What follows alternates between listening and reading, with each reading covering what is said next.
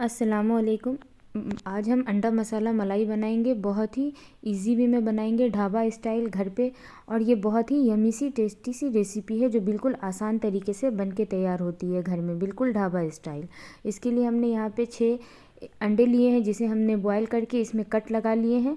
और अब हम इसे फ्राई करेंगे। थोड़ा सा तेल लिया हमने, उसमें अंडे को हम हल्का सा फ्राई करके निकाल लेंगे। और अब हम फिर एक बर्तन में 1 टेबल स्पून के करीब तेल लेंगे। उसमें हमने कटे हुए टमाटर और थोड़े से काजू, 10 से 12 काजू डाले हैं। थोड़ा सा 1 टेबल स्पून के करीब हमने पानी डाला है इसमें। थोड़ा सा हमने इसमें नमक डाला है ताकि टमाटर हमारा अच्छे से सॉफ्ट हो जाए। अब हम इसे ढक देंगे। ढक के हम टोटल इसे 5 मिनट तक पकने देंगे। ये देखिए 5 मिनट के बाद टमाटर हमारा हल्का सा सॉफ्ट हो चुका है। हमें इसे एक बार चला देंगे और गैस का फ्लेम हम बंद करेंगे और इसे ठंडा करके हम एक पेस्ट बना लेंगे। अब हम एक बर्तन में तेल लेंगे 1 टेबल स्पून के करीब, और 2 क्यूब हम इसमें बटर के डालेंगे। बटर को हम हल्का सा मेल्ट होने देंगे और गैस का फ्लेम हम मीडियम रखेंगे। और इस पर हम एक मीडियम साइज़ का प्याज लेंगे जिसे हम इस तरीके से फाइन चॉप करके डालेंगे।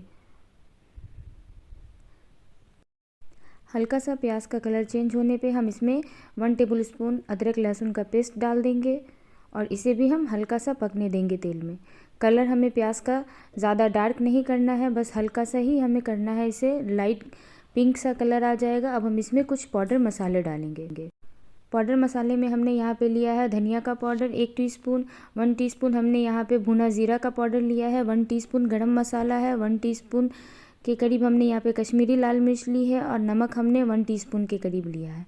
नमक आप अपने हिसाब से कम या ज़्यादा कर सकते हैं। हल्का सा मसाले को तेल में पकाने के बाद हम इसमें जो हमने प्यूरी बनाई थी टमाटर और काजू की, वो हम इसमें डाल देंगे और इसे हम अच्छी तरीके से मिक्स करेंगे। इसमें हम थोड़ा सा पानी डाल देंगे। पानी डालने के बाद इसे हमें मिक्स करना है और मिक्स करके हमें टमाटर और सारे मसालों को अच्छे से पकने देना है। इसे हम ढक देंगे और ढक के लो टू मीडियम फ्लेम पे पकने देंगे। बीच में हम इसे एक बार खोल के देखेंगे और अच्छे से एक बार मिक्स कर देंगे। इस तरीके से हम इसे चला देंगे ताकि यह नीचे से सटे नहीं। अभी मसाला हमारा तैयार नहीं हुआ, फिर से हम इसे ढक देंगे और 5 मिनट और छोड़ देंगे। 5 मिनट के बाद हमने खोल के देखा है, ये देखिए बिल्कुल तेल ऊपर आ चुका है। मसाला हमारा बिल्कुल अच्छे से भुन चुका है, पक चुका है।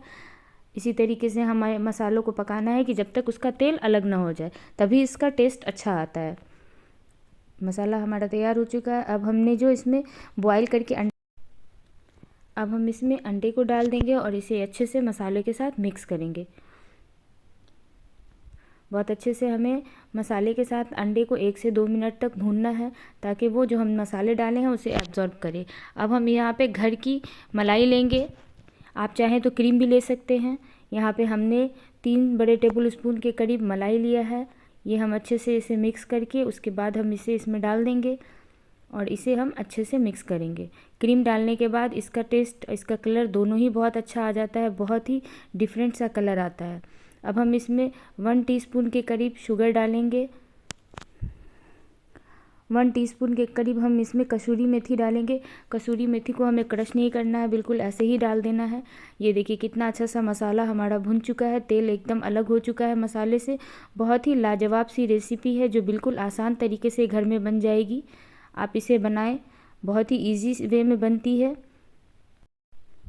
1 से 2 मिनट तक हम इसे भूनेंगे और ये देखिए हमारा एक मसाला बिल्कुल बन के तैयार हो चुका है। एक मसाला है मलाई। इस तरीके से इसे आप गर्मा गर्म रोटी और पराठे के साथ सर्व करें।